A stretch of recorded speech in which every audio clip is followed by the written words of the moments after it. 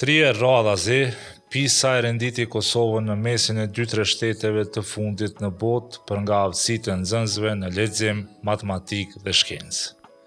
I fundit, zhvilluar në 2022, tregoi se 83% e nxënësve kosovarë dështuan të arrijnë nivelin minimal në fushën e leximit, pra të kuptojnë përmbajtjen e një teksti të thjeshtë.